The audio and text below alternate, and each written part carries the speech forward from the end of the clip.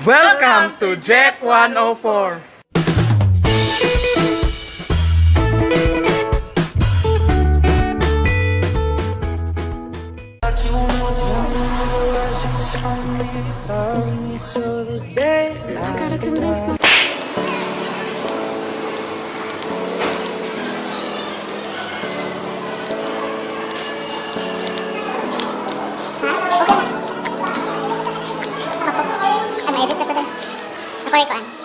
A few inches later.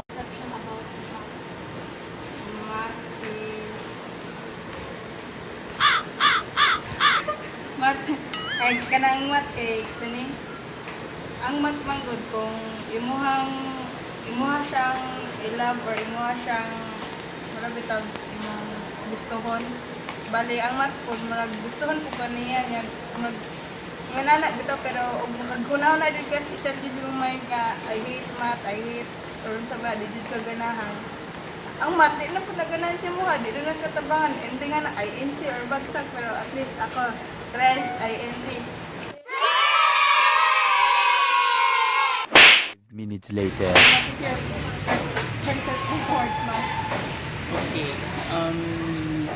Personally, math sa kuha is nag-decision ko.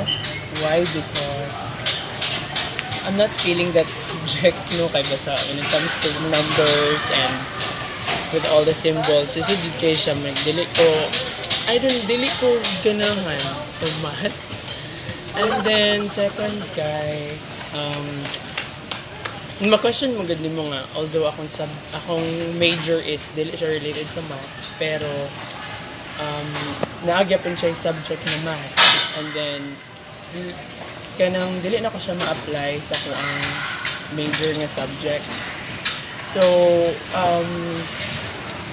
for those nga kanang ganahan sila mag-solve of numbers, kasi sa ilang ko, pero kay ako ang content is basic bigyan. And then, sa tanang subject is math akong dili kayo feel nga subject. So, marato siya.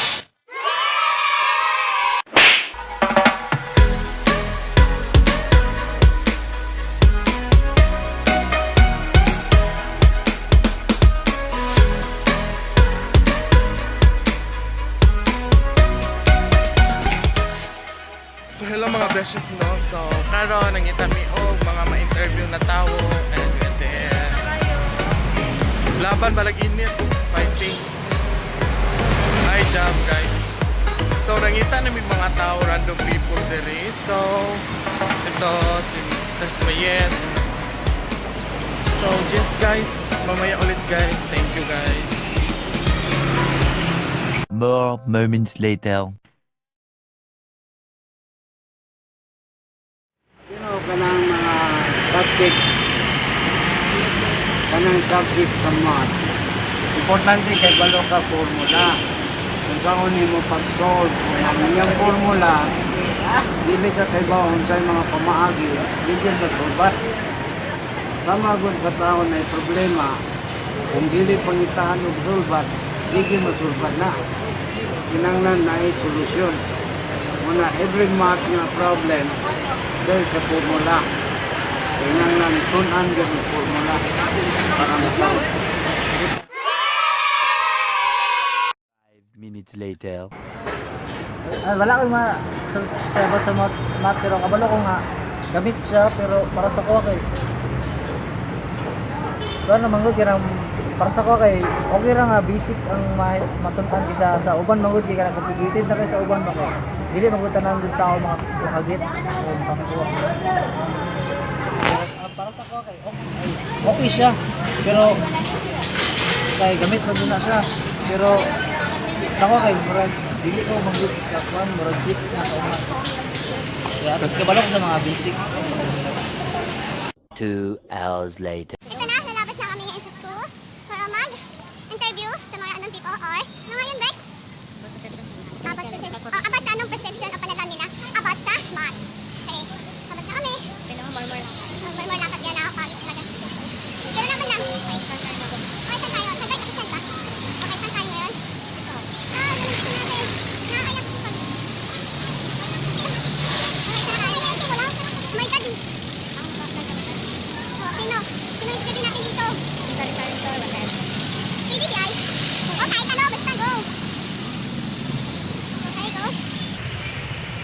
tayo? Sorry, boy.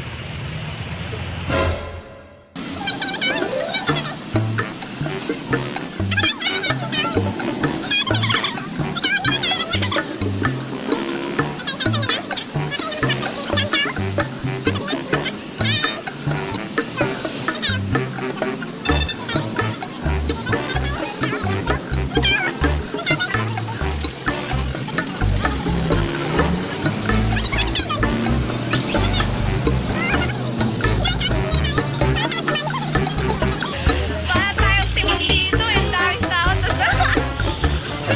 Doon na lang tayo. Baka masagsagaan.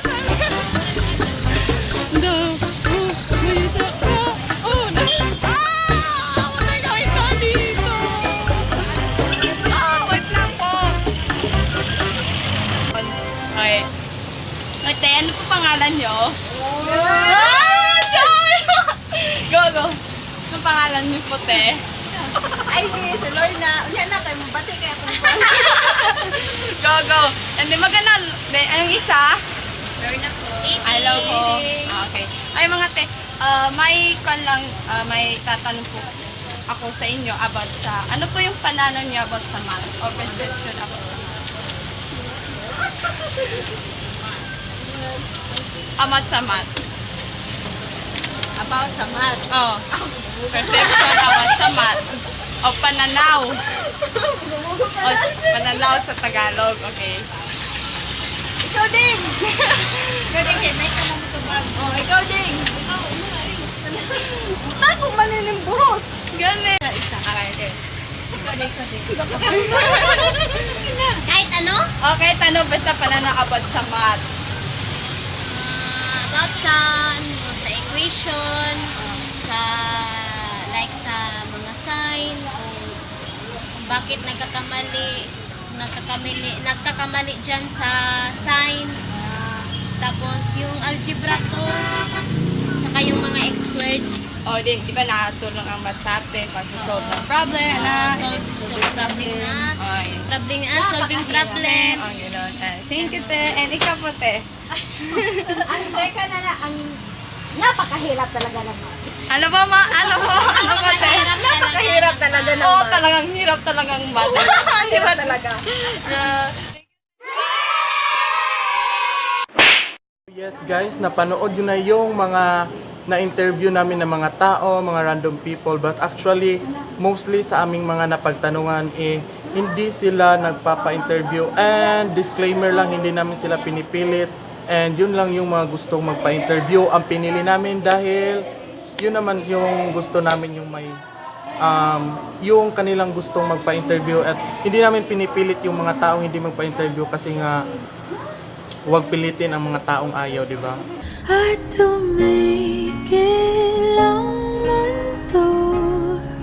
So yeah, so before we will end this video, napanood nyo na yung mga past na interview namin sa mga tao. So magbibigay muna kami ng kanya-kanyang perception and mauuna yan sa akin.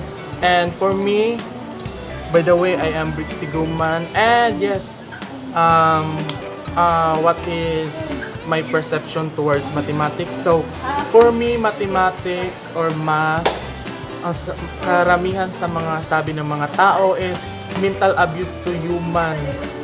And actually, it's not a mental abuse, but actually math is very helpful kasi ginagamit natin ang math sa pang-araw-araw, sa pagko-commute and everyday life, and sa mga pagbabudget, sa pagbigay ng pamasahe. And yes, so yun, para sa akin is importante ang math at hindi naman siya mahirap na asignatura kung meron kang dedication to learn that subject or ano.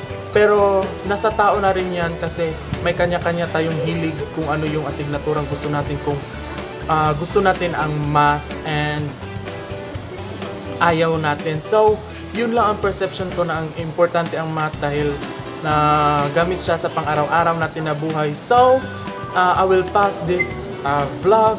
I will turn over this to my group mates. So, thank you so much. So, let's proceed to Miela. Thank you, Brix. Hi, I'm Ayala. So, what is my perception about math? Math for me is, di siya tantong lisod, di ko siya tantong siguro sa yun. For as long as determined ka na ma-understand mo, makuha lang siguro na nimo. But the problem is, kanang uban man kung teacher, kay matudlo silang math, kung sana siya, kana-kana. For di nila more bitog, kanang i-pa-understand sa mga bata, kanang what is the essence of learning math, kanang unsa mo makuha ma-apply ba namo na siya sa mong future. Yun ana kay mostly sa mga students makaingon magud sila kanang ano napil man ning math sa mo unsa man ni ma-apply ni namo sa mong future, di ba may mga mathematician. Kin ana ba nga mo pan sa ubang students. So for me kanang siguro kung dapat lang jud i-murag i-widen og i-widen kanang murag tagaan og extra knowledge ang mga students sa mga pictures kung unsa jud ang nice sa math para naman po ma-love nila ang math. So mara to si Jamena na next. Thank you. Bye-bye. Thank you, Mayela. So today I'm going to share my perception towards math. So in my opinion, sayo lang ang math kung maayos sa mong tudloan teacher. Pero lisod ang math kung dili sa maayos sa tudloan teachers kay based on my experience sa junior high, wala din ko interest sa math. Pero sa grade 7, although medyo maayo matudlo ang teacher sa math, pero pag bitaw, grade 8, grade 9, o grade 10, ang teacher sa math walang may masabtan. Pero dili ako walang nasabtan. Dagan ni. O pag senior high ako, then pag senior high na ako kay medyo sayang lang math para na ako para na kay enjoyable. Enjoyable kay